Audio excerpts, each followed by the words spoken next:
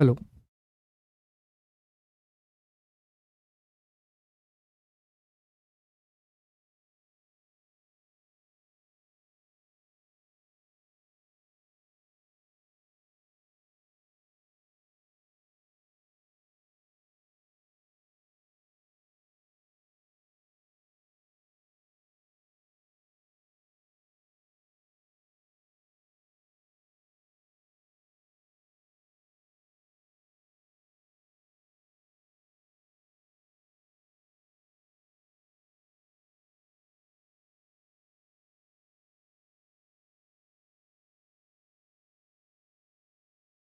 कैसे हैं आप सभी लोग? Very good morning all of you. Thank you, मैं ठीक हूँ यार। कल सर्दी से हो गई थी। कल ही उपचार कर लिया उसका हमने यहाँ। थोड़ी।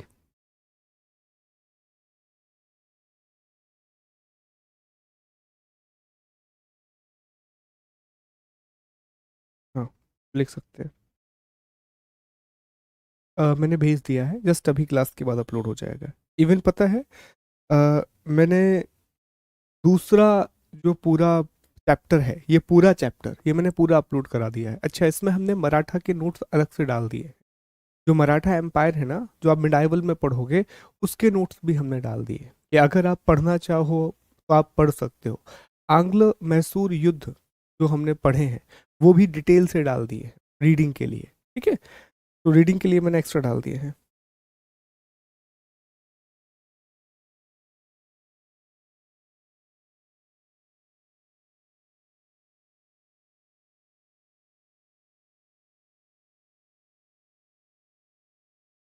नहीं यार, देखो अभिषेक, ये कहना कि हम लोग भाग भाग के पढ़ा रहे हैं ये गलत होगा। मुझे नहीं लगता कि मैं भाग भाग के पढ़ा रहा हूँ। ठीक है, जहाँ जिस टॉपिक को जितना समय देना चाहिए हम उतना समय दे रहे हैं। मुझे पता था कि यूरोपीय कंपनियों का आगमन इम्पोर्टेंट है, मैंने आपको 12 13 14 क्लासेस दी उस चीज़ के लिए। मुझे पता था बंगाल जरूरी है, मैंने नंबर ऑफ क्लासेस ज़्यादा दी। अब मुझे पता है कि यार इसके बाद हैदर अली टीपू सुल्तान इम्पोर्टेंट था, हमने उनके लिए क्लासेस दी, नोट्स बनवाए। तो ये सारे शब्द नहीं बोलना चाहिए आपको। थोड़ा देखना चाहिए कि जब काम हो रहा है और बहुत आराम से, मुझे लगता है इत्मीनान से हम एक एक टॉपिक को कंप्लीट कर रहे हैं। ठीक। थोड़ा सा इन बातों का ध्यान रखेंगे यार। मुंह उठा के कुछ भी बोल देना बहुत आसान होता है। और मुझे लगता है कि आपने जब ये बात बोली है तो शायद आपने प्रीवियस ईयर क्वेश्चंस वगैरह को नहीं देखा होगा, तभी आपने ये बात बोली है। वो हम डिस्कस कर लेंगे। वेरी गुड मॉर्निंग आरोही, वेरी गुड मॉर्निंग। पीपीटी से लिखने में कितना देता हूँ मैं आपको यार, जो आप ऐसा बोल रहे हो?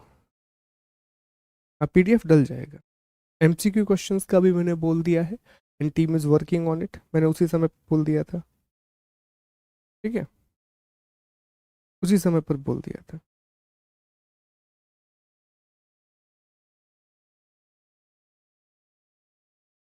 हम 28 फरवरी तक कंप्लीट कर लेंगे।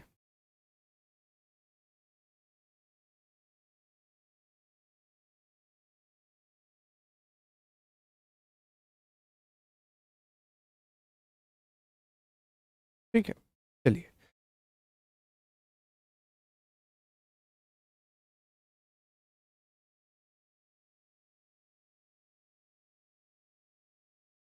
मैंने पीडीएफ एक साथ डलवा दिया है। मैंने पीडीएफ एक साथ डलवा दिया है, और इस पूरे चैप्टर का डलवा दिया है। जो सेकंड चैप्टर है वो पूरा डलवा दिया है। और जैसा आपने रिक्वेस्ट किया था कि सर प्रीलिम्स चूंकि पास में है, तो अगर हो सके तो मॉडर्न हिस्ट्री का पूरा पीडीएफ डलवा दीजिए। उस पर भी मैं काम कर रहा हूँ। 2 या 3 दिन में वो मैं कंप्लीट करके आपको दे दूंगा, चेंजेस करके दे दूंगा। तो वो फिर आप देख लीजिएगा। हाँ, उसमें थोड़ा बहुत एक दो बार डेट्स को जरा रीचेक कर लीजिएगा। वैसे 99% एक्यूरेसी है उसमें, पर डेट कुछ ऊपर नीचे हो सकती है एक दो, तो एक बार आप देख लिया करें जो भी आपको लगे। बाकी यहाँ तो मैं आपको लगातार नोट्स बनवाता ही जाऊंगा। ठीक है, तो मॉडर्न हिस्ट्री का कंप्लीट पीडीएफ भी आपको 2 या 3 दिन में मिल ही जाएगा एनी हाउ। और जो टेस्ट हैं एंशंट हिस्ट्री के, जो आपसे बोला गया है, टीम ने ये कहा है कि they are working on it, और वो भी आपको बहुत जल्दी प्रोवाइड करा देंगे, और पूरे हो चुके हैं अपलोड वहाँ पर। तो आपको पूरे टेस्ट मिल जाएंगे, मतलब दक्षिण भारत के इतिहास तक जितना प्राचीन भारत में होता है, तो वो पूरे टेस्ट उन्होंने कंप्लीट कर लिए हैं। ठीक, चलिए लेकिन आगे बढ़ते हैं, नए टॉपिक की शुरुआत करते हैं। और आज हमें सिख साम्राज्य के तहत महाराजा रणजीत सिंह का अध्ययन करना है, क्योंकि वह एक इतने महत्वपूर्ण व्यक्तित्व रहे हैं कि मुख्य परीक्षा में एक सवाल सिर्फ महाराजा रणजीत सिंह के लिए पूछा जा सकता है, सिर्फ और सिर्फ रणजीत सिंह से पूछा जा सकता है। This is important. तो आइए अगली हेडिंग लगाते हैं। आप सब लोग हेडिंग लगाएंगे अगली। अब नंबर मुझे नहीं पता, पर ये देखिए, पहला हमने पढ़ा था परिचय, फिर बंगाल, फिर मैसूर, फिर मराठा। पांचवा हेडिंग होगा ये, नंबर 5, सिख साम्राज्य, सिख एम्पायर।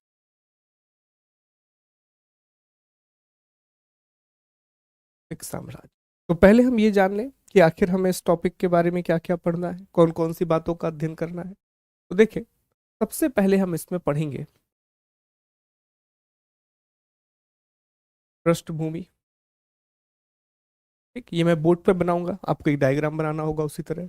पृष्ठभूमि के बाद हम चर्चा करेंगे महाराजा रणजीत सिंह। महाराजा रणजीत सिंह के बाद हम डिस्कस करेंगे महाराजा दिलीप सिंह। देखिए, महाराजा दिलीप सिंह जब शासक बनते हैं तो वो सिर्फ 5 साल के थे। तो जैसा मैंने कल आपको बताया था कि छोटे से बच्चे को राजा जरूर बना दिया जाता था, पर वो तो वास्तविक काम कर नहीं पाएगा। 5 साल का बच्चा वो खेल रहा होगा अभी इस समय पर। तो जनरली इसमें क्या होता था, फिर इनका कोई संरक्षक बन जाता है, इनका कोई प्रोटेक्टर बन जाता है। प्रोटेक्टर भी कह सकते हैं, गार्जियन भी कह सकते हैं। तो जब महाराजा दिलीप सिंह शुरुआती समय में शासन कर रहे थे, तो इनकी जो संरक्षिका है, इनकी जो संरक्षिका है वो महारानी जिंद कौर थी। तो हम संरक्षिका महारानी जिंद कौर के बारे में पढ़ेंगे, इनकी गार्जियन महारानी जिंद कौर के बारे में पढ़ेंगे। और फिर हम 5वें नंबर पर आंग्ल सिख युद्ध के बारे में। एंग्लो सिख वॉर, 2 युद्ध हुए हैं। यहाँ पर भी हम एक टेबल बनाएंगे, और इसमें ना इंटरेस्टिंग है कि यहाँ पर आपको 2 अलग अलग अमृतसर की संधियां देखने मिलेंगी, उसके बारे में भी पढ़ोगे। और यहीं से वास्तविक तौर पर कश्मीर का इतिहास जो है, वो आधुनिक इतिहास, पुराना वाला नहीं, कश्मीर का आधुनिक इतिहास यहाँ से शुरू हो। यहीं पर आपको पता पड़ेगा कि जो हरि सिंह है, उनके पूर्वजों ने किस तरह से अंग्रेजों से एक डील करके कश्मीर को हथियाया था, जबकि कश्मीर सिख साम्राज्य का हिस्सा था। तो गुलाब सिंह का वहां पर शासन स्थापित होगा, अंग्रेज उनके साथ सहायक संधि कर लेंगे। तो वो सारी चीजें हमें यहीं पर देखने के लिए मिली। तो ये 5 जो पॉइंट है, इसमें हम पढ़ेंगे। अच्छा, ये भी हम पढ़ लें कि हम महाराजा रणजीत सिंह के बारे में क्या क्या पढ़ने वाले हैं, ये भी इंपॉर्टेंट है। तो देखें, महाराजा रणजीत सिंह के बारे में जो पहला पॉइंट हम पढ़ रहे होंगे, उसमें हम इनका परिचय, बहुत सिंपल बातें जानेंगे। ठीक है, परिचय के बाद साम्राज्य विस्तार। साम्राज्य विस्तार, महाराजा रणजीत सिंह के आने से पहले जो सिख साम्राज्य है, वो 12 अलग अलग मिसल में बटा हुआ है। मिसल एक प्रकार से समूह हो गया। तो महाराजा रणजीत सिंह को बहुत मेहनत करनी पड़ेगी पूरे सिख साम्राज्य को एकीकृत करने के लिए, पूरे सिख एम्पायर को एकीकृत करने के लिए। और इन्होंने सिर्फ एकीकरण नहीं किया।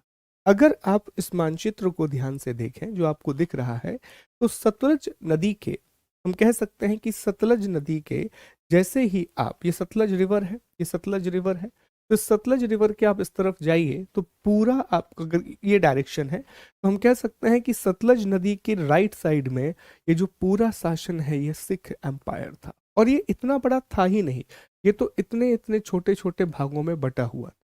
तो बहुत बहुत ज्यादा मेहनत करके बहुत सारे विजय अभियान चला के कश्मीर को, अमृतसर पर अधिकार किया, पेशावर, लाहौर, मुल्तान, इन सब क्षेत्रों पर महाराजा रणजीत सिंह ने अधिकार किया और बहुत सारी लड़ाइयां इसके लिए उन्हें लड़ने पड़ी। इसीलिए उन्हें बहुत महानतम शासक माना जाता है पूरे भारत का, पूरे इंडिया का। इसके बाद हम एक संधि के बारे में पढ़ेंगे जिसे हम कहते हैं अमृतसर की संधि। अमृतसर की संधि, ट्रीटी ऑफ अमृतसर। ठीक है, अब अमृतसर की ये पहली संधि होगी, इसके बाद एक और संधि होगी। ये अमृतसर की संधि इतिहास में इसलिए जरूरी है क्योंकि जो मैटकॉफ नाम का व्यक्ति है, चार्ल्स मैटकॉफ नाम का एक ब्रिटिश अधिकारी है, उसे डर है कि कहीं नेपोलियन भारत पर इस क्षेत्र से आक्रमण ना कर दे। तो उसने एक नीति अपनाई कि हम कभी भी सिख साम्राज्य पर कब्जा नहीं करेंगे, बल्कि सतलज नदी को सीमा बना लेंगे। तो मान लो, सुनना अंग्रेजों की बात सुनना, बड़ी इंटरेस्टिंग, कि मान लो नेपोलियन ने अटैक किया, तो नेपोलियन अटैक कहां से करेगा? तो नेपोलियन जो अटैक करेगा वो निश्चित सी बात है यहीं से करेगा, इसी रूट से करेगा। तो पहले उसका सामना कौन करेंगे? सिख करेंगे। और हमें क्या मिल जाएगा? हमें समय मिल जाएगा, हमें समय मिल जाएगा अपनी तैयारी करने के लिए, और फिर हम तैयारी कर लेंगे। तो अमृतसर की संधि के द्वारा सतलज नदी को, दोनों के बीच में बाउंड्री बना लिया कि सतलज नदी के राइट साइड में या दाईं ओर जितना भी भाग है वो सिख साम्राज्य का हिस्सा होगा, और कभी भी सिख साम्राज्य सतलज नदी की बाईं ओर नहीं आएगा, वो उसके लेफ्ट हैंड साइड में नहीं आएगा। ठीक है, ये बड़ी इंटरेस्टिंग बात थी कि अमृतसर की संधि के द्वारा ये डील की जाएगी। फिर हम शासन व्यवस्था को समझेंगे, फिर हम शासन व्यवस्था की बात करेंगे, क्योंकि एक पूरा लेख हो सकता है कि 200 वर्ड में आ जाए महाराजा रणजीत सिंह के बारे में। एडमिनिस्ट्रेशन की बात करेंगे, और आखिरी में अंग्रेजों के साथ संबंधों की बात करेंगे, ब्रिटेन के साथ उनके संबंधों की चर्चा करेंगे, रिलेशंस विद दी ब्रिटेन। तो इतने भागों में बांट करके हमें मुख्य रूप से अध्ययन करना है महाराजा रणजीत सिंह। और जैसा मैं कह रहा हूं कि एक प्रश्न कैसा बन सकता है कि महाराजा रणजीत सिंह पर टिप्पणी करें, शासन व्यवस्था पर लेख लिखें, साम्राज्य विस्तार पर लेख लिखें, इस तरह के प्रश्न बन सकते हैं मुख्य परीक्षा में। तो इस बात का आप विशेष तौर पर ध्यान रखेंगे, this is very very much important. ठीक है, चले तो आगे बढ़ा जाए। सबसे पहले पृष्ठभूमि को समझा जाए, ये समझा जाए कि आखिर जैसे बंगाल का हमने निर्माण समझा था, मैसूर का निर्माण हमने समझा था, तो ये भी समझने की जरूरत है कि सिख साम्राज्य बना कैसे, इसकी नींव कैसे डाली गई, ये समझना बहुत ज्यादा जरूरी है। तो पहली हेडिंग आप लोग भी लगा लेंगे और मेरे साथ चीजों को लिखते जाएंगे। तो पहला हम पढ़ेंगे इसमें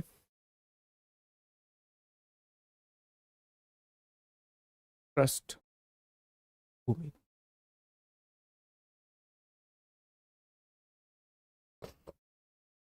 देखिए, पहले कहानी समझ लें, फिर मैं आपको डिक्टेट कर दूंगा। देखो, इसकी शुरुआत होती है 15 अप्रैल 1469 को। फिर क्या हुआ था 15 अप्रैल 1469 को? दोस्तों, 15 अप्रैल 1469 को एक बहुत ही महान व्यक्तित्व का जन्म होता है, जिनका नाम है गुरु नानक देव। गुरु नानक देव जी का जन्म होता है। उनका जन्म ननकाना साहब में हुआ था, जो वर्तमान में पाकिस्तान में आता है। गुरु नानक देव जी ने एक नए संप्रदाय की शुरुआत की, एक नए सेक्ट की शुरुआत की, और जिसे सिख संप्रदाय कहा जाता है, सिख सेक्ट कहा जाता है। आगे जाकर के जैसे ही गुरु नानक देव जी का देहांत हुआ, उसके बाद 9 गुरु और आए। तो इस तरह सिख धर्म में माना जाता है कि कुल 10 गुरु हुए हैं। जो पहले गुरु हुए वो गुरु नानक देव हुए, और जो 10वें और अंतिम गुरु हुए वो गुरु गोविंद सिंह। देखिए, 1699 में 1699 में जो गुरु गोविंद सिंह हैं, जो कि 10वें और आखिरी गुरु हैं सिख धर्म के, उन्होंने दल खालसा की स्थापना की, और पहली बार उन्होंने सिख धर्म को एक सैन्य धर्म में भी बदल दिया और एक क्षेत्र पर शासन करना शुरू किया। और जैसे ही उन्होंने एक क्षेत्र पर शासन करना शुरू किया, यहां से सिख साम्राज्य की नींव डल गई। उनकी मृत्यु हो गई बहुत जल्दी, लेकिन 1707 में क्योंकि औरंगजेब की मृत्यु हो चुकी है, तो अब सिख साम्राज्य को फलने फूलने का मौका मिलेगा। और गुरु गोविंद सिंह के एक शिष्य हैं बंदा बहादुर। बंदा बहादुर ने वो मुख्य रूप से सिख साम्राज्य की डाली, जिसमें अमृतसर वाला इलाका, पंजाब का इलाका, ये कुछ इलाके आते। लेकिन बहुत जल्दी बंदा बहादुर की भी मौत हो जाती है। अब जैसे ही बंदा बहादुर की मौत हुई, तो फिर से सिख साम्राज्य छोटे छोटे छोटे भागों में बट गया। और जो दल खालसा था उसे 12 भागों में बांट दिया गया। और हर एक भाग को मिसल कहा जाता। क्या कहा जाता था? हर एक भाग को मिसल कहा जाता था दोस्त। इन्हीं 12 मिसल में से बहुत सारी मिसल है। रामगढ़िया नाम की मिसल है, आलू वालिया नाम की मिसल है, तो आज भी आपको आलू वालिया देखने मिल जाएंगे। और आलू वालिया, रामगढ़िया, और इसी में एक मिसल है जिसे कहा जाता है सुकरचरिया, या कई जगह सुकर चकिया मिसल भी कहा जाता है। सुकर चकिया मिसल में एक व्यक्ति का जन्म होगा जिसका नाम है रणजीत सिंह। और रणजीत सिंह आगे जाकर के जब अपनी मिसल के प्रधान बनेंगे, तो उन्होंने दोबारा से सिख साम्राज्य को संगठित करने का प्रयास किया। और एक एक करके जो 12 मिसल थी, उन सबको आपस में मिला करके फिर से सिख साम्राज्य की। और ना सिर्फ उन्होंने उन 12 मिसलों को जोड़ा, बल्कि उन्होंने लाहौर को भी प्राप्त किया, पेशावर भी उनको मिल गया। उन्होंने जो आज सिंध बलूचिस्तान वाला इलाका है, वहां के कुछ क्षेत्र उन्हें मिल गए। कश्मीर पर उन्होंने कब्जा कर लिया, कश्मीर भी उनके अधिकार में आ गया। तो ना सिर्फ उन्होंने 12 मिसल को आपस में जोड़ा, बल्कि आप कह सकते हैं कि बड़े पैमाने पर उन्होंने साम्राज्य का विस्तार भी किया। कहा जाता है कि इस समय जो अफगान के शासक, उनके साथ महाराजा रणजीत सिंह के बहुत अच्छे संबंध। अफगान के शासक की एक बार तोप गिर जाती है चेनाब नदी में। तो उन्होंने क्या किया कि उन तोपों को चेनाब नदी से निकलवाया, उनको ठीक करवाया, और अफगानिस्तान के शासक को वापस भेज दिया। कहा जाता है कि अफगानिस्तान का शासक इससे इतना इम्प्रेस हो गया कि उसने लाहौर दे दिया, और आगे जाकर के कोहिनूर नाम का जो हीरा है, कोहिनूर नाम का जो हीरा है, वह भी महाराजा रणजीत सिंह को दे दिया। अब ये कोहिनूर हीरा भारत का ही है, गोलकुंडा से निकला हुआ। ये अफगानिस्तान पहुंच गया नादिर शाह के आक्रमण के साथ। अभी वापस भारत आया, महाराजा रणजीत सिंह को मिला, महाराजा रणजीत सिंह से महाराजा दिलीप सिंह को मिला, और महाराजा दिलीप सिंह से ये ब्रिटिश ने ले लिया, ये ब्रिटिश ने। ठीक है। तो उन्होंने इस तरह से चीजों को यूनाइट किया और दोबारा से एक सशक्त सिख साम्राज्य की। यहां तक आपको मेरी बात समझ में आई? एक कहानी के रूप में इसको याद रखना कि शुरुआत गुरु नानक देव से हुई, गुरु गोविंद सिंह, बंदा बहादुर, 12 मिसल, उसमें से एक सुकरचकिया मिसल, जिसके महाराजा रणजीत सिंह ने दोबारा से सिख साम्राज्य का एकीकरण किया। ठीक है। उन्होंने अपनी राजधानी लाहौर को बनाया था, जबकि उनकी धार्मिक राजधानी जो थी वो अमृतसर।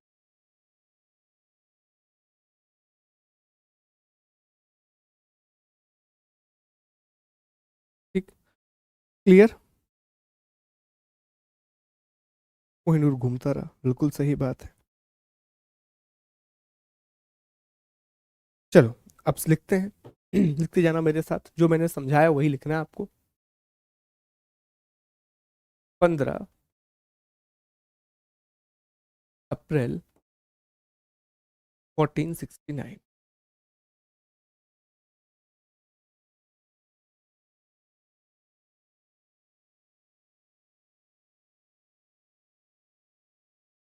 गुरु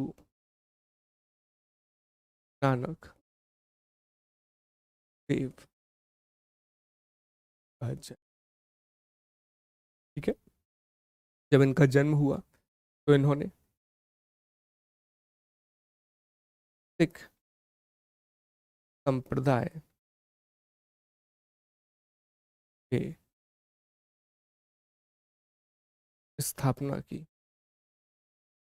He founded the Sikh Empire. He founded the Sikh Empire. Sikh sect में, सिख सेक्ट। ठीक है। उसके बाद, के बाद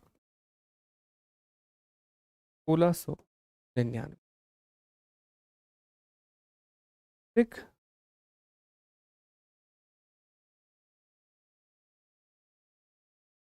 संप्रदाय के 10वें तथा अंतिम गुरु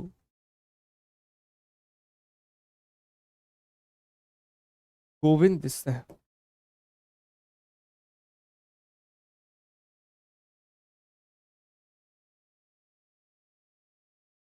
का जन्म पटना में हुआ था।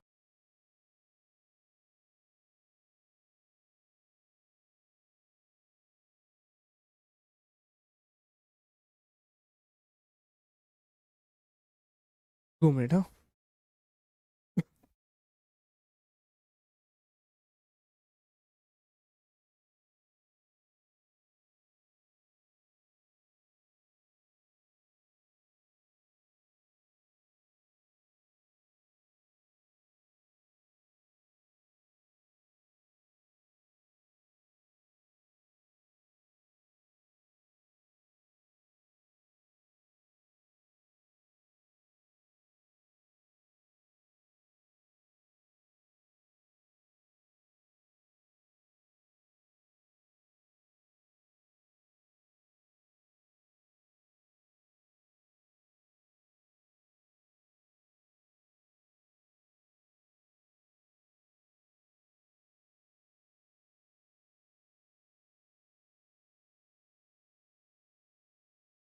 दल खालसा के द्वारा इन्होंने क्या किया, जो सिख संप्रदाय है उसे एक सैन्य संप्रदाय के रूप में इन्होंने बदल दिया। 2 मिनट रुकिए यार।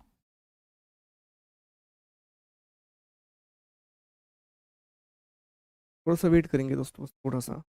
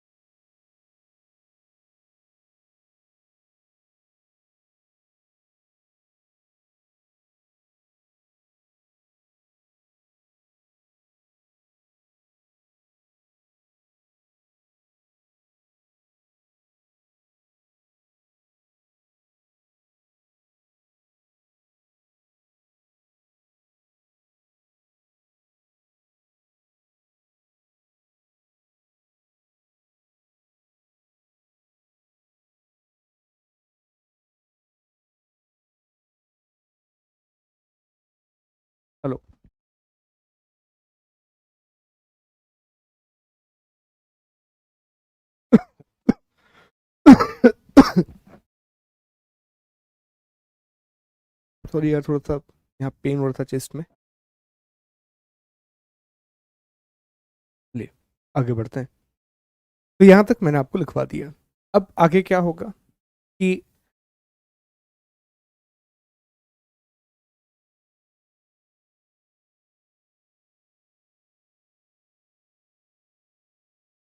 1708 में जो बंदा बहादुर बंदा बहादुर के द्वारा सिख साम्राज्य की स्थापना, establishment of Sikh empire by Banda Bahadur. तो जो बंदा बहादुर हैं उन्होंने सिख साम्राज्य की स्थापना की, ठीक है। परंतु 1716 में बंदा बहादुर की मृत्यु हो जाती है। अब जैसे ही इनकी मृत्यु होती है तो जो सिख साम्राज्य है,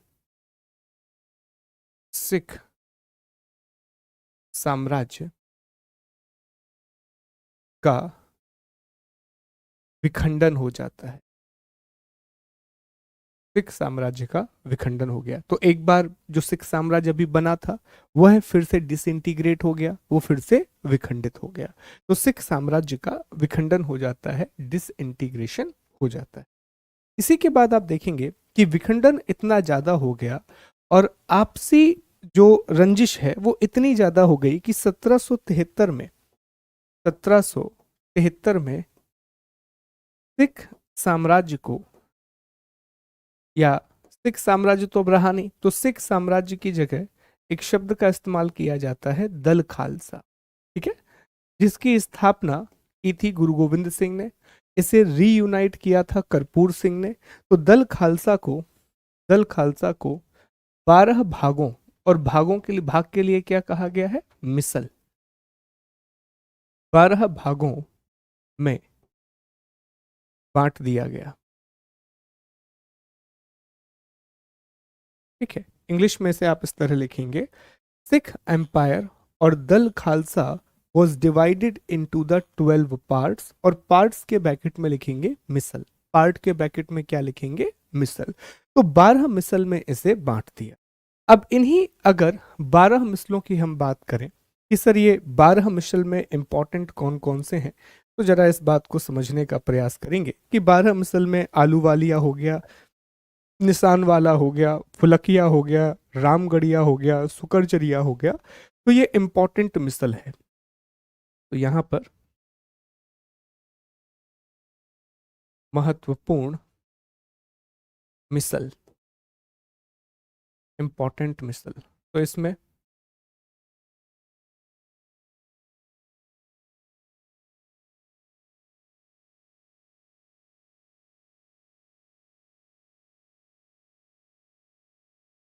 आलू वालिया मिसल,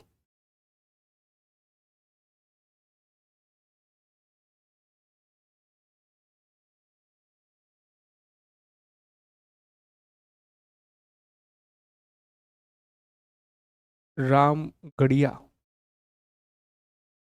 मिसल,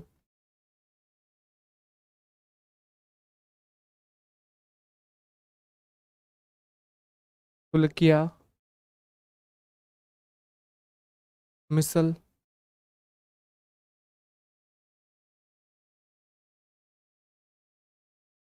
निशान वाला मिसल,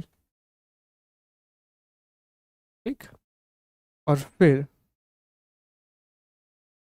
सुकर चकिया मिसल। ये इंपॉर्टेंट है, और 12 हैं तो 12 में से हमने 4-5 के नाम लिख लिए जो बहुत इंपॉर्टेंट है, जिसमें आलू वालिया आते हैं, रामगढ़िया आते हैं, फुलकिया मिसल आती है, निशान वाला मिशन आती है, और सुकर चकिया मिसल आती है। ये सबसे महत्वपूर्ण मिसल है। अब हमारा जो लेना देना है वो सुकर चकिया मिसल से है, कि सर शुक्र चकिया हमारे लिए मोस्ट इम्पॉर्टेंट है, तो हम किसकी चर्चा करेंगे, हम शुक्र चकिया मिसल के बारे में बात करेंगे। देखिए, शुक्र चकिया मिसल के जो संस्थापक हैं, जो इसके फाउंडर हैं, उनका नाम है चरक सिंह। उनका नाम क्या है, चरक सिंह। और जो इसके महत्वपूर्ण, सबसे महत्वपूर्ण शासक जो होंगे इस मिसल के, वो होंगे महाराजा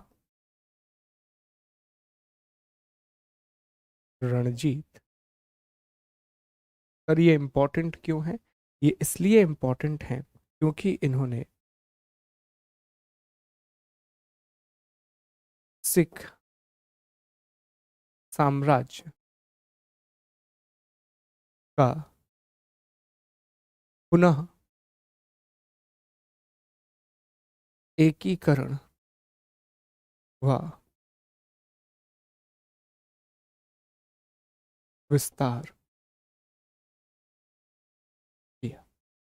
दोबारा से सिख एम्पायर को रीयूनाइट किया और एक्सपेंशन। ठीक है, तो ये बातें आपको पता होनी चाहिए, ये पूरी की पूरी कहानी जो मैंने अभी आपको सुनाई थी। तो इस तरह सिख साम्राज्य बनेगा, इस तरह सिख एम्पायर की स्थापना होगी। ठीक है, क्लियर है यहाँ तक? जो मैंने आपको बात बताई थी वही चीज मैंने आपको लिखवा दी दोस्तों यहाँ पर। आई विश ये क्लियर होगा।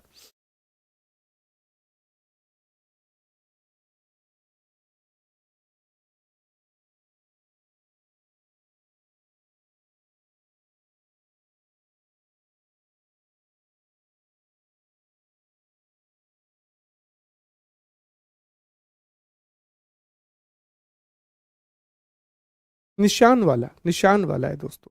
4 नंबर जो है वो निशान वाला है। देखो, आलू वालिया मिसल, रामगढ़िया मिसल, पुलकिया मिसल, निशान वाला मिशन और सुकर चकिया मिसल, बोलते भी जा रहा हूं मैं साथ ही साथ में। ठीक है, क्लियर? तो ये बैकग्राउंड स्टोरी आपको पता होनी चाहिए। और ये डायग्राम कभी भी आप रिवाइज करेंगे तो कहते हैं ना कि बिल्कुल 1 मिनट में आपको सारी चीजें याद आ जाएंगी कि अच्छा शुरू कहाँ से हुआ, गुरु नानक देव से शुरू हुआ और हम कहाँ तक आए हैं, महाराजा रणजीत सिंह तक आए हैं। अब इन्हीं के उत्तराधिकारी होंगे महाराजा दिलीप सिंह। महाराजा दिलीप सिंह तो छोटे रहेंगे, 4-5 साल के रहेंगे। और जब महाराजा दिलीप सिंह को शासक बनाया जाएगा उसी समय पर लॉर्ड डलहौजी सिख साम्राज्य पर हमला कर देगा और दोनों युद्ध के द्वारा सिख साम्राज्य को पूरी तरह से समाप्त कर देगा। ठीक है, तो ये इन्हीं के काल में होगा। जो दोनों युद्ध हैं वो इनके जो उत्तराधिकारी हैं महाराजा दिलीप सिंह, उनके शासनकाल में आपको दोनों आंग्ल सिख युद्ध देखने के लिए मिलेंगे, एंग्लो सिख वॉर देखने के लिए मिलेगा। ठीक है,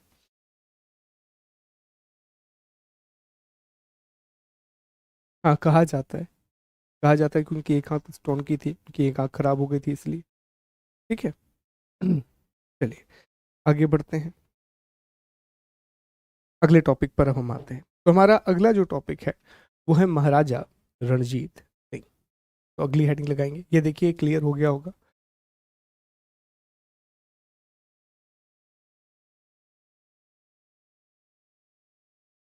ये इस तरह,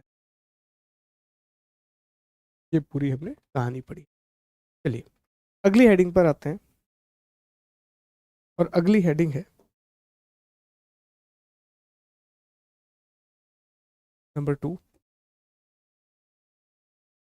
महाराजा रणजीत।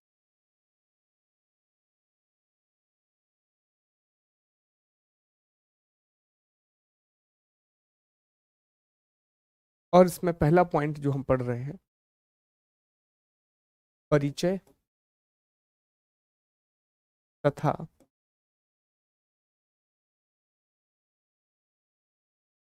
साम्राज्य विस्तार। चलिए पहले समझेंगे फिर मैं आपको लिखवा दूंगा। ठीक है, तो पहले बेसिक बातें समझ लेते हैं एक बार, मैप के थ्रू समझेंगे। ठीक है, पहले बहुत बेसिक बातें समझ लो, ये कई बार प्रीलिम्स में आ जाती हैं, मेंस में नहीं आती, तो इनको जरा एक बार देख लीजिए, फिर मैं लिखवा भी दूंगा, तो परेशान मत होना आप लोग। देखें, तो जो महाराजा रणजीत सिंह हैं, तो जैसा हम इनके बारे में समझ चुके हैं दोस्तों ऑलरेडी, कि महाराजा रणजीत सिंह का जन्म कब हुआ था। इनका जन्म कब हुआ था, तो इनका जन्म 13 नवंबर 1780 को सुकर चकिया मिसल में हुआ था। अभी हमने आपको बताया कि सुकर चकिया मिसल के जो प्रधान हैं वो महाराजा चरक सिंह थे, और उन्हीं के पुत्र के रूप में इनका जन्म होता है 13 नवंबर 1780। सॉरी, पुत्र नहीं, इनके पिता का नाम महासे है, वो प्रधान थे उसके, महासे। इनकी माता का नाम राजकौर है, तो ये जो कौर सरनेम है ये यहाँ से कैरी फॉरवर्ड होगा। इनकी माता का नाम राजकौर है, आगे जाकर के आपको महारानी जिंद कौर मिली, जिनके बेटे का नाम क्या है दोस्तों, महाराजा दिलीप सिंह। इन्होंने अपनी राजधानी लाहौर को बनाया था, इनकी कैपिटल लाहौर थी, जबकि इनकी धार्मिक राजधानी अमृतसर। देखिए, अमृतसर कैपिटल नहीं था सिख एम्पायर का, Amritsar was the religious capital of Sikh empire, Sikh धर्म की धार्मिक राजधानी थी। और 1839 में 1839 में इनकी मृत्यु हो जाती। तो एक बात तो हम कह सकते हैं कि बहुत लंबे समय तक इन्होंने शासन नहीं किया, क्योंकि इनका जन्म हुआ था 1780 में और मृत्यु हो गई 1839 में। तो अगर हम इसको 40 भी मान लें तो लगभग 60 वर्ष की इनकी आयु रही होगी। 15-16 वर्ष से इन्होंने शासन करना शुरू किया था, तो बहुत लंबे समय तक अगर ये जीवित रहते तो और ज्यादा समय मिलता सिख साम्राज्य को। और फिर जैसे ही इनकी मृत्यु हुई, अंग्रेज जानते थे कि सिख साम्राज्य में कोई उत्तराधिकारी नहीं है, कोई भी सक्सेसर नहीं है। शेर सिंह राजा बने थे लेकिन वो भी किसी काम के नहीं थे, तो कोई महत्वपूर्ण शासक है नहीं, तो अंग्रेजों ने फिर सिख साम्राज्य पर हमला कर दिया। दूसरी बात, अगर आप इनके विस्तार के अभियान को समझें कि सर कैसे इन्होंने 12 मिसल को इतने बड़े साम्राज्य के रूप में बदल दिया, इतने बड़े एम्पायर के रूप में बदल दिया, तो इसकी जो शुरुआत है दोस्तों वो लाहौर से होती है। यहाँ पर देखिए, आपको लाहौर वाला क्षेत्र दिखेगा, तो इसकी जो शुरुआत है वो लाहौर से होती है। कहानी है इसके पीछे। देखिए, अफगानिस्तान में एक शासक है और उसका नाम जो है वो है दोस्तों जमान शाह। तो जमान शाह नाम का एक शासक अफगानिस्तान में रूल कर रहा है। तो अफगानिस्तान और सिंध, इन दोनों के बीच में कोई युद्ध हो रहा हो, तो वो तोप भेजा था कि भाई युद्ध लड़ने के लिए। तो यहाँ पे जो चेनाब नदी है, सिंधु के बाद आप देखेंगे झेलम, झेलम के बाद चेनाब, तो चेनाब नदी में उसकी तोपें गिर जाती। तो महाराजा रणजीत सिंह जानते थे कि जो अफगानिस्तान का शासक है जमान शाह, जिसके पास पेशावर है, लाहौर है, ये सारे हिस्से उसी के पास थे और ये बहुत मजबूत शासक। तो उन्होंने यहाँ पर पहला काम किया डिप्लोमेसी। और उन्होंने क्या किया कि जमान शाह की जो तोप चेनाब नदी में गिर गई थी उन्हें बाहर निकलवाया, ठीक करवाया, और पूरी तोपें किसको वापस कर दी, जमान शाह को वापस कर। इससे जमान शाह बहुत खुश हुआ और खुश होकर के उसने जो लाहौर वाला क्षेत्र है वह दे दिया महाराजा रणजीत सिंह। तो लाहौर जीतने के लिए महाराजा रणजीत सिंह ने लड़ाई नहीं लड़ी, कोई युद्ध नहीं लड़ा, उन्होंने कूटनीति के द्वारा लाहौर पर अपना अधिकार कर लिया। फिर दूसरी कहानी आती है अमृतसर। देखिए, अभी भी जैसा मैंने कहा कि 12 मिसल में बता हुआ है पूरा साम्राज्य। तो जो अमृतसर वाला क्षेत्र है ये इस समय भंगी मिसल के पास था। किस मिसल के पास था, भंगी मिसल। एक और मिसल है, जैसे मैंने कहा 12 मिसल, तो भंगी मिसल के पास अमृतसर था। तो एक छोटा सा युद्ध हुआ और 1805 के आसपास अमृतसर भी इनके पास आ गया। अब चूंकि लाहौर पहले आ गया तो उन्होंने लाहौर को अपनी राजधानी बनाया, जबकि अमृतसर को इन्होंने अपनी धार्मिक राजधानी बनाया। अमृतसर को इन्होंने अपनी दोस्तों रिलीजियस कैपिटल बनाया। ठीक है, फिर बात करते हैं कि सर ये कश्मीर और लद्दाख का क्षेत्र कैसे मिला। तो कश्मीर और लद्दाख, ये पूरा एरिया जो आप देख रहे हैं, ये पूरा क्षेत्र जो आप देख रहे हैं, तो 1811 से लेकर के 1836 तक यहाँ लगातार युद्ध होते रहे, जिसमें से एक युद्ध इंपॉर्टेंट है जिसे सुपेर का युद्ध कहा जाता है। क्या कहा जाता है दोस्तों, सुपेर का युद्ध कहा जाता है, बैटल ऑफ सुपेर कहा जाता है। इसी सुपेर के युद्ध के द्वारा इन्हें कश्मीर का राज्य मिला। ना सिर्फ कश्मीर मिला, कश्मीर के साथ साथ यहाँ पर जो क्षेत्र है जैसे पठानकोट हो गया, सियालकोट हो गया, फिर लद्दाख हो गया, ये सारे क्षेत्र किसको मिले? महाराजा रणजीत सिंह। और फिर छोटे छोटे अभियान करके पेशावर, मुल्तान, इन सभी पर भी इनका अधिकार होता रहा। इसी बीच में जो अफगानिस्तान का शासक है शाह सुजा, उसको जरूरत पड़ी महाराजा रणजीत सिंह की हेल्प की। तो महाराजा रणजीत सिंह ने शाह सुजा को असिस्ट किया। तो शाह सुजा ने खुश होकर के महाराजा रणजीत को क्या दिया था दोस्तों? एक हीरा दिया था, जिसे कोहिनूर हीरे के नाम से जानते हैं। तो ये उनका एक्सपेंशन इस तरह से हुआ है। लाहौर उन्हें डिप्लोमेसी के द्वारा मिला, अमृतसर उन्होंने भंगी मिसल से ले लिया, सुपेर और दूसरे युद्ध लड़कर के उन्होंने पठानकोट, सियालकोट, फिर ये कश्मीर और लद्दाख वाले क्षेत्र पर अधिकार किया, फिर उन्हें मुल्तान मिला और पेशावर मिला। तो इस तरह एक एक करके उन्होंने इन सभी क्षेत्रों पर अपना अधिकार।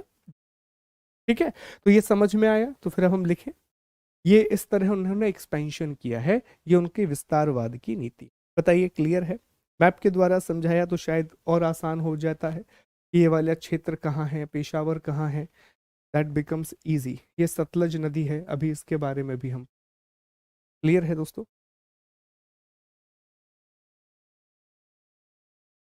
चलो तो लिखेंगे। अब लिखेंगे किस तरह से कि पहले हम पैराग्राफ बना करके सामान्य परिचय लिखेंगे और उसके नीचे हम विजय अभियान लिखेंगे। ठीक है, चलिए लिखना शुरू कीजिए दोस्तों। आप लोग, आप मैं खुला रहने देता हूँ। सामान्य परिचय लिखें एक पैराग्राफ बना के। देखिए, 13 नवंबर 1780 को, 13 नवंबर 1780 को, 13 नवंबर 1780 को तुकर चकिया मिसल में महाराजा रणजीत सिंह का जन्म हुआ। 13 नवंबर 1780 को तुकर चकिया मिसल में महाराजा रणजीत सिंह का जन्म हुआ। इसी को कंटिन्यू करना, अगली लाइन पे मत आना, लिखते जाएं। इनके पिता का नाम इनके पिता का नाम इनके पिता का नाम महासिंह और माता का नाम राजकौर था। इनके पिता का नाम महासिंह और माता का नाम राजकौर था।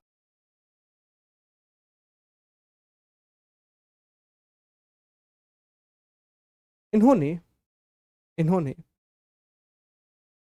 12 मिसलों को 12 मिसलों को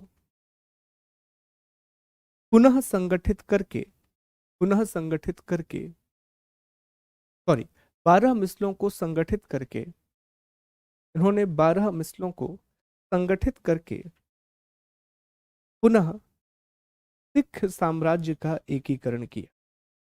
इन्होंने 12 मिसलों को संगठित करके पुनः सिख साम्राज्य का एकीकरण किया।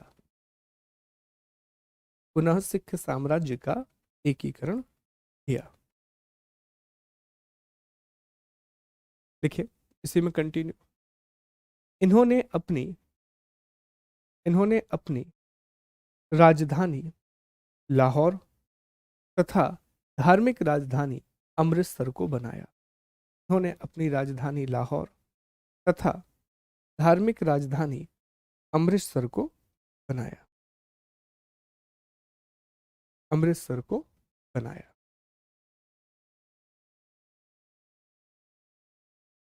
महाराजा रणजीत सिंह ने महाराजा रणजीत सिंह ने निम्नलिखित निम्नलिखित अभियानों तथा कूटनीति के द्वारा महाराजा रणजीत सिंह ने निम्नलिखित अभियानों तथा कूटनीति के द्वारा कूटनीति के द्वारा साम्राज्य विस्तार किया। साम्राज्य विस्तार किया। और ये लगा दीजिए इस तरह से। चलिए इंग्लिश में लिखिए।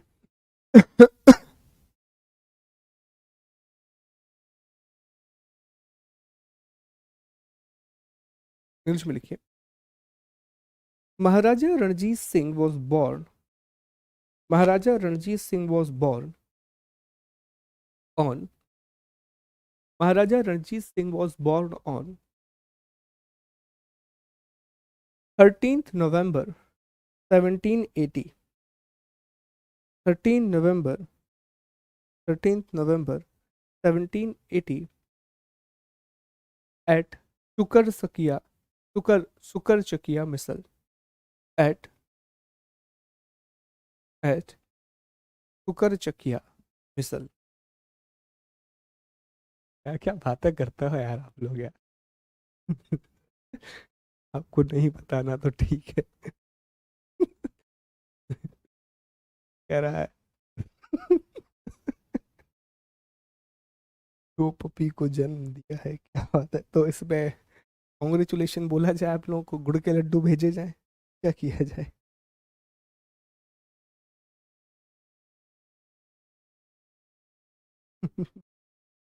चलो लिखो भाई. His father his father was Mahasingh. His father was Mahasingh and mother was Rajkaur. His father was his father was Mahasingh and mother was Rajkaur. And mother was Rajkaur. देखिए, he he reunited Sikh empire. He reunited Sikh empire by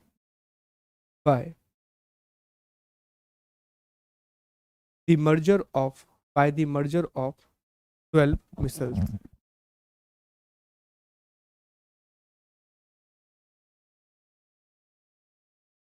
He reunited the Sikh empire by merging 12 missiles. By merging 12. Continue. His political capital was Lahore and religious capital was Amritsar. His political capital was Lahore and and religious capital was Amritsar. लिखें. He expanded his empire by following action. He expanded the Sikh empire by following action. चलो, अब इसमें आप क्या करेंगे. जैसे मैं ये मान के चल रहा हूं, आपकी ये कॉपी है, आपने इस तरह इंट्रोडक्शन लिखी. अब इसमें आप पॉइंट बनाओ 1 2 3 और आखिरी में हम कंक्लूजन. ठीक, तो एक आंसर बन जाएगा प्रॉपर आपका, कि अगर सीधा मुख्य परीक्षा में पूछा गया तो सीधा जवाब आप दे पाएंगे. चलो भैया, पहला पॉइंट लिखो. 1799 में 1799 में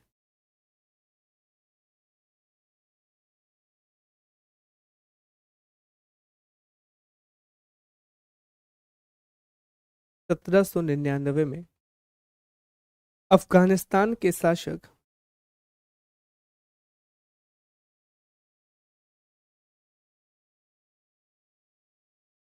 ये हम बताएंगे आपको शीतल, बिल्कुल आपको बताएंगे.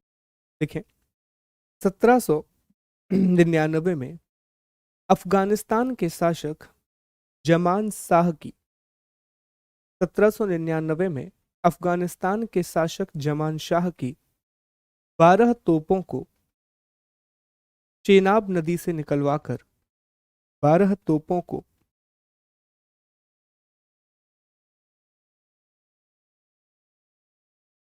नहीं अभी नहीं लिखवाएंगे रणवीर. 1799 में अफगानिस्तान शासक जमान शाह की 12 तोपों को चेनाब नदी से निकलवाकर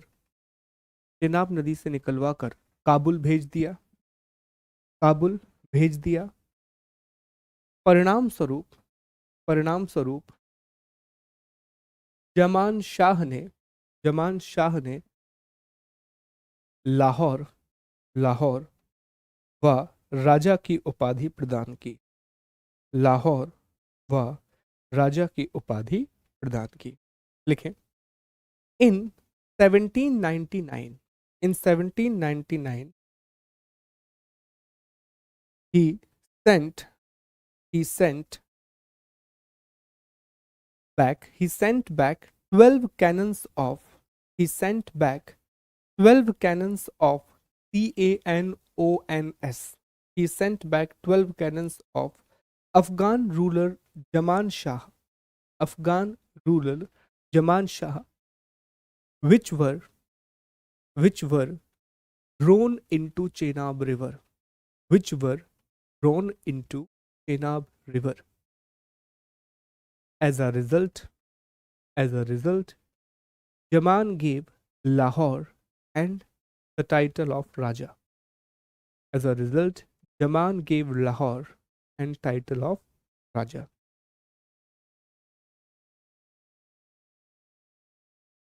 अगला पॉइंट लिखें, पीडीएफ उपलब्ध करा दिया गया है, थोड़ी देर में आपको शो होने लगेगा और पूरा ये आगे के 3 4 5 लेक्चर भी उसमें रहेंगे।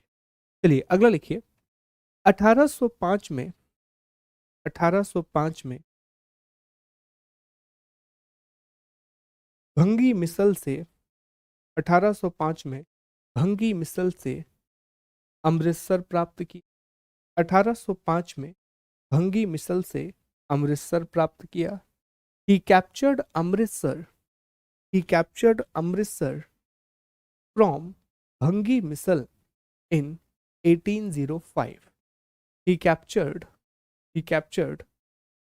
Amritsar from Bhangi Misal in 1805.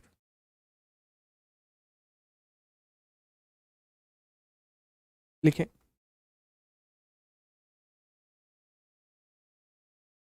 कुछ समय के बाद अंबाला, थानेश्वर, फरीदकोट, फिरोजपुर इत्यादि पर महाराजा रणजीत सिंह ने अधिकार कर लिया।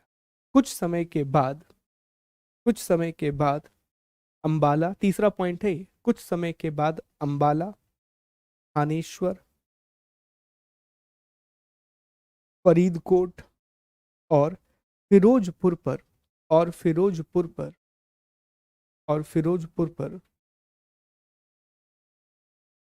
पर महाराजा रणजीत सिंह ने अधिकार कर लिया। महाराजा रणजीत सिंह ने अधिकार कर लिया। आगे लिखिए, इंग्लिश में लिखिए, he captured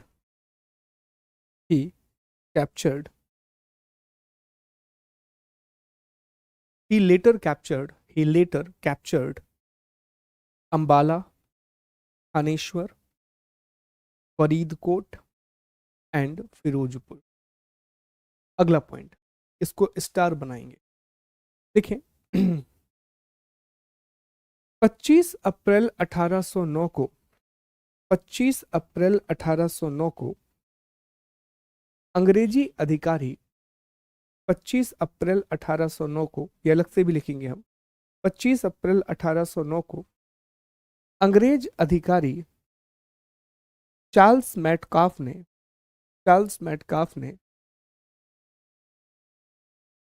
नेपोलियन के भय के कारण नेपोलियन के भय के कारण महाराजा से अमृतसर की संधि की,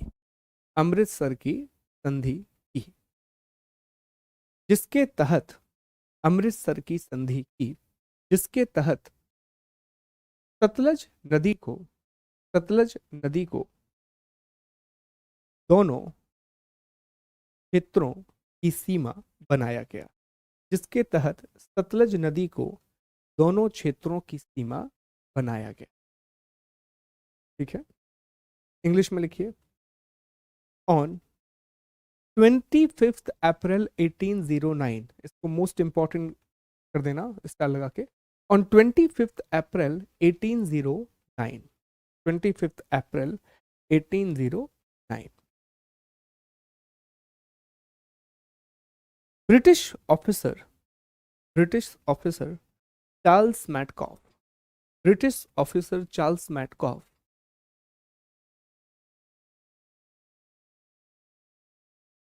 signed treaty of Amritsar signed Treaty of Amritsar with Ranjit Singh signed Treaty of Amritsar with Ranjit Singh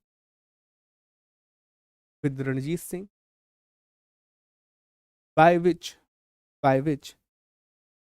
Satluj River decided as the boundary between both by which Satluj River decided as the boundary between both.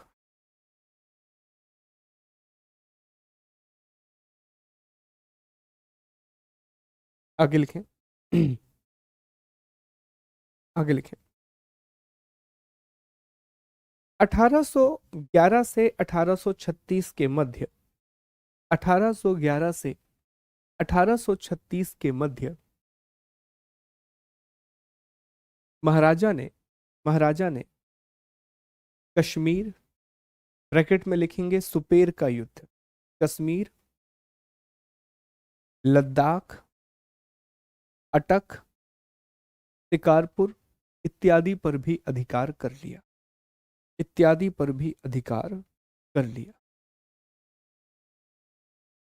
Kashmir bracket में सुपेर का युद्ध अटक लद्दाख पेशावर शिकारपुर इत्यादि पर भी अधिकार कर लिया महाराजा रणजीत सिंह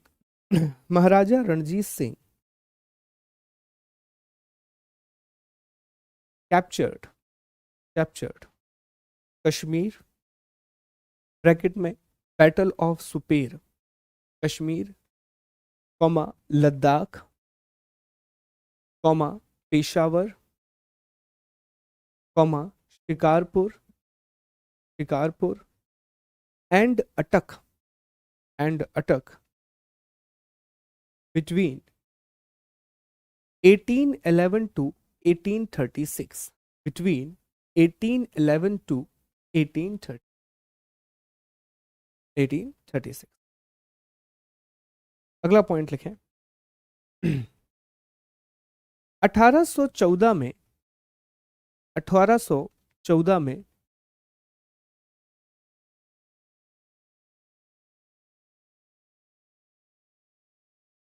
1814 में अफगान शासक शाह सुजा ने महाराजा रणजीत सिंह को उपहार स्वरूप कोहिनूर का हीरा दिया अफगान शासक शाह सुजा ने महाराजा रणजीत सिंह को उपहार स्वरूप कोहिनूर का हीरा प्रदान किया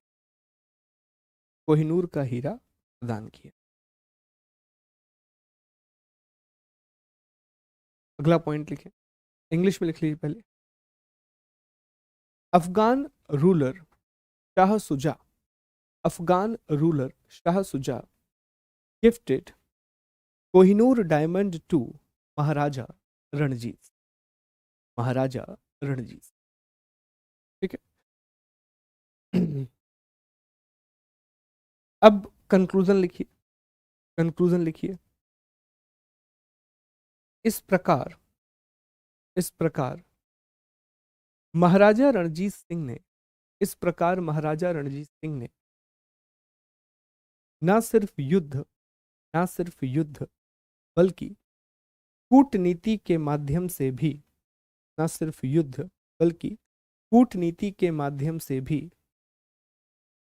कूटनीति के माध्यम से भी अपने साम्राज्य का विस्तार किया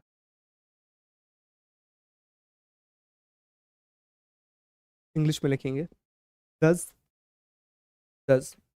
महाराजा Ranjit Singh expanded his empire by not only war but also with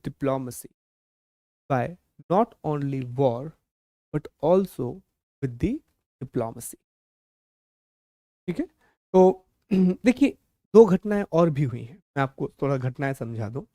अगर आप इस मैप में देखें, अगर आप इस मैप में देखें तो आपको एक जगह और दिखाई देगी, और इस जगह का नाम है सिंध। क्या नाम है दोस्तों? सिंध।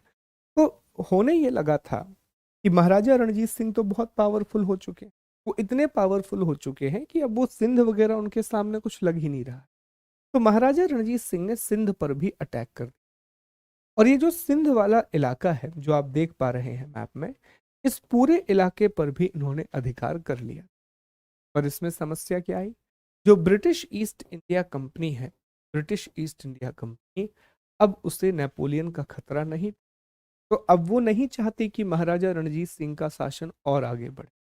तो इस मामले में जानबूझ करके उन्होंने अपनी नाक अड़ाई, और नाक अड़ा करके क्या करवाया उन्होंने कि महाराजा रणजीत और सिंध के शासक के बीच में एक संधि करवाई, जिसे रोपण की संधि कहा जाता, जिसे ट्रीटी ऑफ रोपण कहा जाता, जिसमें यह कहा गया कि महाराजा रणजीत सिंह ने जो भी भाग जीता है वो उन्हें वापस कर देंगे, बदले में सिंध के लोग कुछ हर्जाना दे देंगे, और कभी भी महाराजा रणजीत सिंह को परेशान नहीं करेंगे।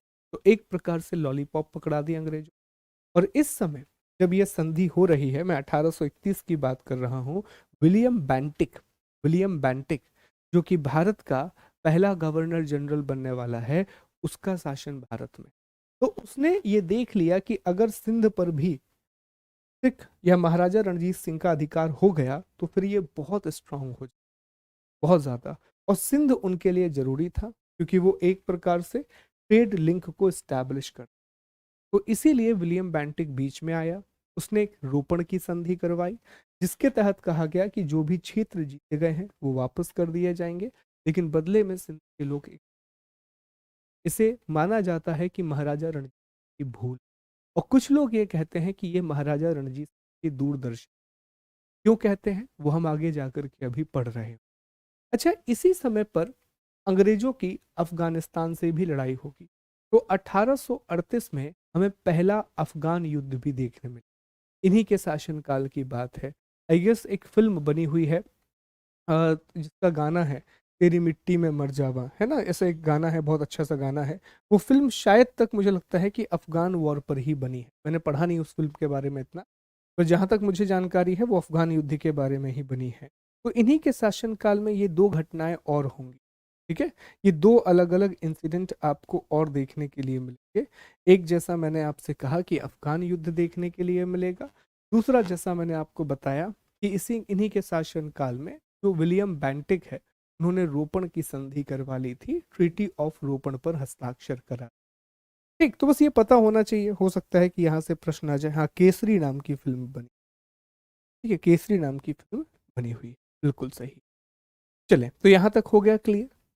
चलो, अब एक नोट डाल के, या नोट डालने के अलावा जैसा भी आप चाहें अलग से भी लिख सकते हैं। हमने 2.1 तो पढ़ लिया, अब हम 2.2 का अध्ययन करेंगे, और 2.2 है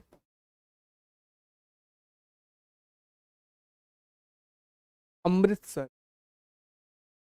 की संधि, ट्रीटी ऑफ अमृतसर। अब पहले आप इसे समझ लें, फिर हम आपको इसको लिखवा देंगे। पहले इसे समझना बहुत जरूरी। ये 1809 में ये दोनों के बीच में हुई थी, विच इज इंपॉर्टेंट। और फिर हम देखते हैं कि क्या हुआ इस संधि में, क्या चीजें ध्यान दी। इसी मैप के थ्रू आपको समझना होगा चीज। देखो, ये जो संधि है, ये जो ट्रीटी है, जैसा आपको, ठीक है, तो ये जो संधि है ये कब हुई? तो अभी अभी हमने आपको बताया कि ये जो संधि है ये 1809 में, ठीक है, 1809 में ये संधि हुई थी। 1809 में इस संधि पर हस्ताक्षर किए गए थे चार्ल्स मैटकाफ, जो कि ब्रिटेन का अधिकारी है, और महाराजा रणजीत। तो चार्ल्स मैटकाफ को क्या जरूरत पड़ गई कि ये संधि करनी पड़ी? तो इस समय यूरोप में फ्रांस का एक बहुत ही सशक्त सैनिक अधिकारी है, जिसका नाम है बोनापार्ट। और नेपोलियन बोनापार्ट ने लगभग पूरे यूरोप पर अपना कब्जा स्थापित कर लिया है। ऑलमोस्ट पूरा यूरोप उसके अंडर में। अंग्रेजों को डर इस बात का है, क्योंकि याद रखें इसी समय पर हैदर अली ने भी प्रयास किया था कि भैया नेपोलियन उसकी मदद, सॉरी, टीपू सुल्तान ने भी प्रयास किया था 1799 का समय जब उसकी मृत्यु हो जाती है। उसके पहले टूपू भी कोशिश कर रहा है कि वो यहाँ पर आ जाए। तो उन्हें डर ये था ऐसा ना हो कि वो यूरोप को पार करे, फिर वो मध्य एशिया पहुंचे और सेंट्रल एशिया से अफगानिस्तान आ जाए और अफगानिस्तान से फिर वो भारत पर आक्रमण कर दे। और वो भारत का साम्राज्य जो बहुत मेहनत से एक कंपनी ईस्ट इंडिया कंपनी ने जीता था, वो उसे गवा नहीं सकता। तो उन्होंने इसका एक सॉल्यूशन निकाला कि अगर वो यहाँ से आते हैं, अफगानिस्तान वाला रूट उन्हें फॉलो करना पड़ेगा, यहाँ पर फिर खैबर वगैरह दर्रा उन्हें पास करना पड़ेगा। तो वो सबसे पहले पहुंचेंगे पंजाब। सबसे पहले कहाँ पर पहुंचेंगे? पंजाब। तो उनका सामना कौन करेंगे? पंजाब के लोग करेंगे। और इतने में हमें समय मिल जाएगा कि जो कुछ भी हमें करना है, हमें भागने का उचित समय। युद्ध तो कर नहीं पाएंगे क्योंकि नेपोलियन बहुत स्ट्रांग है, स्पेशली लैंड जो उसके वॉर हो रहे हैं, स्थलीय क्षेत्रों में उसके जो युद्ध हो रहे हैं वहां पर नेपोलियन बहुत ज्यादा। तो जैसे ही वो आगे बढ़ेंगे यहाँ पर, तो उसने एक दिमाग लगाया, तो हमें इसके लिए क्या करना होगा? दोनों के बीच में एक बाउंड्री डिसाइड करनी होगी। किसके बीच में? सिख साम्राज्य के बीच में और ब्रिटिश इंडियन एम्पायर के बीच। ब्रिटिश इंडियन एम्पायर के बीच में। तो यहाँ पर एक नदी है, जैसा आप देख पा रहे हैं, ये सतलज नाम, ये सतलज नदी देखिए। तो डिसाइड ये किया गया, ये जो सतलज नदी है, सतलज नदी ऐसे बहती है। तो सतलज नदी के दाएं, मतलब ये राइट हैंड साइड वाला जो पूरा हिस्सा है, इस पूरे हिस्से पर सिख साम्राज्य का अधिकार होगा, और लेफ्ट हैंड साइड वाला जो इलाका है, इस पूरे हिस्से पर ब्रिटेन का नियंत्रण होगा। ना सिख साम्राज्य सतलज नदी के इस पार आएगा और ना ब्रिटेन के लोग सतलज नदी के इस पार। बस शर्त एक छोटी सी रखी गई कि एक सेंटर इन्होंने ले लिया, लुधियाना। तो लुधियाना बिल्कुल पास में है, आप देख रहे हैं सतलज नदी के पास है। तो एक शर्त बस ये लगा दी गई कि लुधियाना, जो कि सतलज नदी से बिल्कुल जुड़ा है, बाउंड्री है, यहाँ ब्रिटेन के लोग अपनी एक सेना रखेंगे, ब्रिटेन के लोग अपनी आर्मी रखेंगे। तो आप कहेंगे सर कि इस बात की परमिशन क्यों लेना था? यह हिस्सा तो ब्रिटेन के पास ही आ रहा था लुधियाना का, क्योंकि सतलज नदी के लेफ्ट हैंड साइड पर यह है। परमिशन इसलिए लेना था कि अभी अभी आपने संधि की है और तुरंत आप सीमा पर जाकर के बड़ी सेना रख दोगे, तो इससे तो गलत मैसेज जाएगा। इससे तो फिर दोनों के बीच में ट्रस्ट कम होगा, फिर महाराजा रणजीत सिंह भी वहां से रिटेलिएट करेंगे। तो संधि में ही अंग्रेजों ने ये लिखवा लिया कि बिल्कुल सीमा पर जो लुधियाना स्थित है, यहाँ हम अपनी एक सेना की टुकड़ी रखेंगे। और उसका उद्देश्य इस समय, सेना रखने का उद्देश्य इस समय महाराजा रणजीत सिंह बिल्कुल है ही नहीं। अभी इस समय सेना रखने का उद्देश्य नेपोलियन है, लेकिन बाद में ये एक बड़ी गलती साबित होगी। जैसे ही महाराजा रणजीत सिंह की डेथ होगी, तुरंत लुधियाना को केंद्र बना करके दोनों आंग्ल सिख युद्ध लड़े जाएंगे और पूरे सिख साम्राज्य पर अंग्रेजों का अधिकार हो जाए। ठीक है, तो इसके बारे में बस अलग से दो तीन बातें आप लिख लें, बड़ी महत्वपूर्ण है, लिख लीजिए एक बार। लिखें, पहला इंट्रोडक्शन लिखें। लिखें, अंग्रेजों को अंग्रेजों को मैं इंग्लिश में निकाल दे रहा हूँ, हिंदी में जब तक मैं लिखवा दे रहा हूँ। ये लिखा हुआ, द ब्रिटिश फियर्ड। लिखें, अंग्रेजों को अंग्रेजों को उत्तर पश्चिम सीमा प्रांत से अंग्रेजों को उत्तर पश्चिम सीमा प्रांत से नेपोलियन के आक्रमण का भय था। नेपोलियन के आक्रमण का भय था।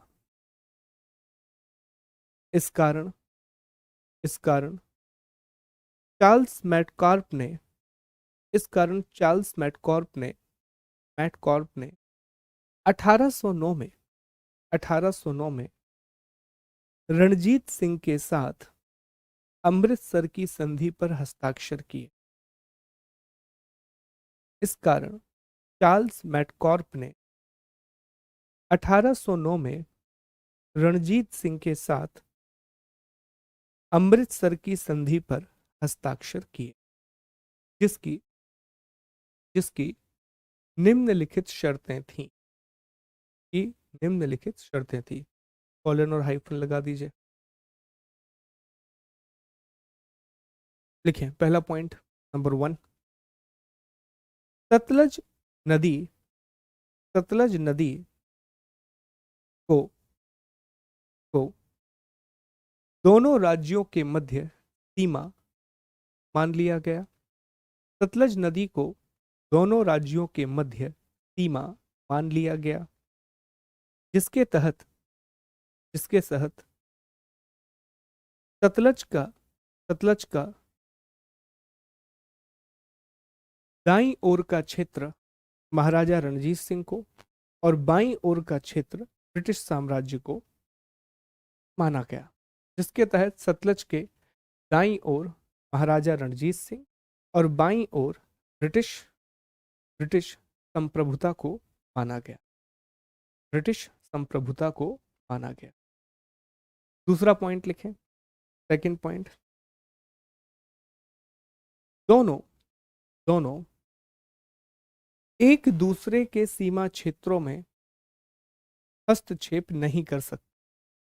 दोनों एक दूसरे के सीमा क्षेत्रों में हस्तक्षेप नहीं कर सकते। Both could not interfere both could not interfere both could not interfere into each other's boundaries. Both could not interfere into each other's boundaries. ठीक है।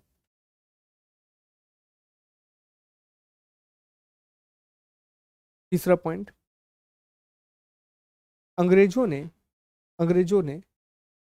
लुधियाना में अपनी सेना रखने की अनुमति प्राप्त की। अंग्रेजों ने लुधियाना में अपनी सेना रखने की अनुमति प्राप्त की। अब लुधियाना अंग्रेजों के क्षेत्र में ही आ रहा है, सतलज नदी के लेफ्ट हैंड साइड पर है लुधियाना। ठीक है, तो अंग्रेजों ने लुधियाना में सेना रखने की अनुमति प्राप्त की।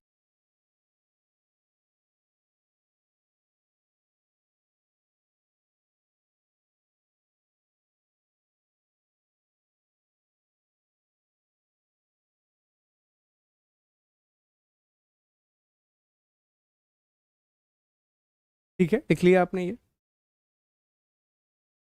कंप्लीटेड।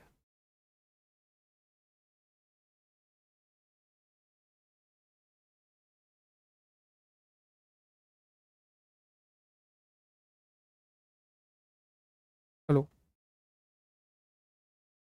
वॉइस कट रही है, अभी क्लियर है? बताइए मुझे एक बार। बैटरी वगैरह तो बढ़िया है यार।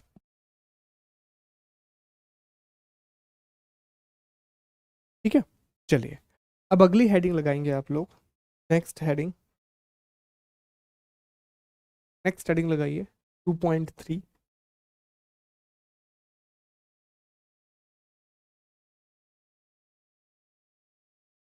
महाराजा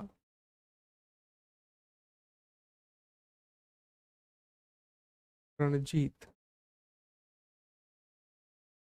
सिंह का प्रशासन,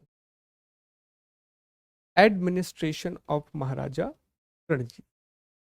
ठीक है, एडमिनिस्ट्रेशन ऑफ महाराजा रणजीत। अब इसे भी हम 4 भागों में बांट करके पढ़ेंगे दोस्तों। नंबर 1, केंद्रीय प्रशासन। नंबर 1, केंद्रीय प्रशासन अर्थात सेंट्रल एडमिनिस्ट्रेशन। नंबर 2,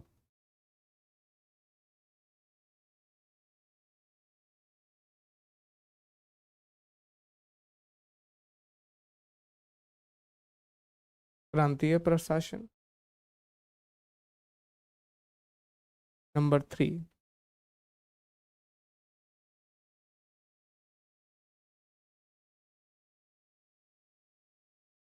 राजस्व प्रशासन। और नंबर 4,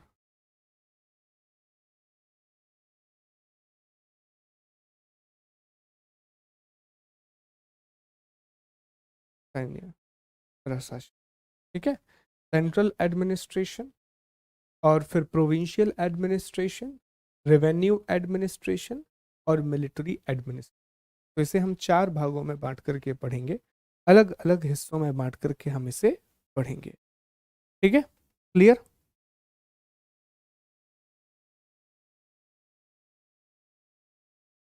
ठीक, चले तो यहाँ की चर्चा अब हम अगली क्लास में करेंगे।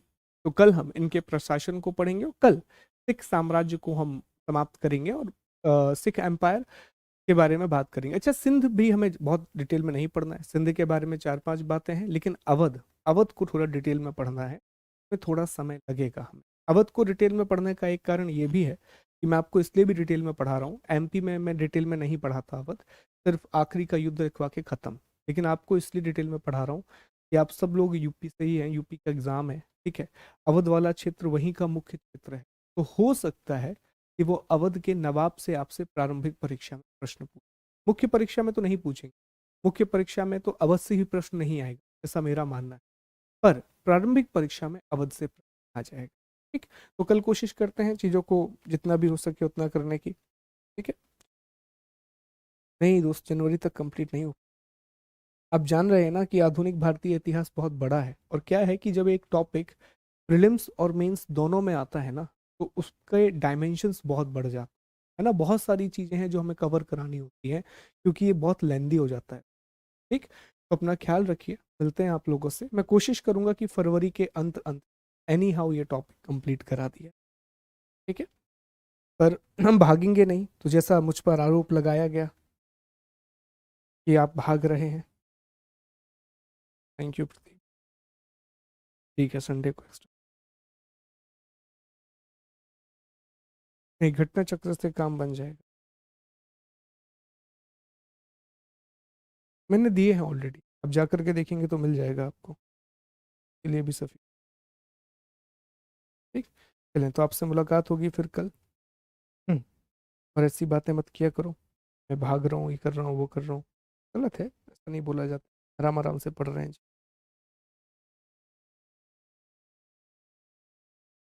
नहीं, मैं विस्तार से ही पढ़ाऊंगा, मैं विस्तार से ही पढ़ाऊंगा, जितना समय मैं ले रहा हूँ उतना समय मैं लूंगा, क्योंकि अल्टीमेटली मुझे पता है कि आपको मुख्य परीक्षा भी देना है ना, तो उसमें ये चीज़ें काम आएंगी।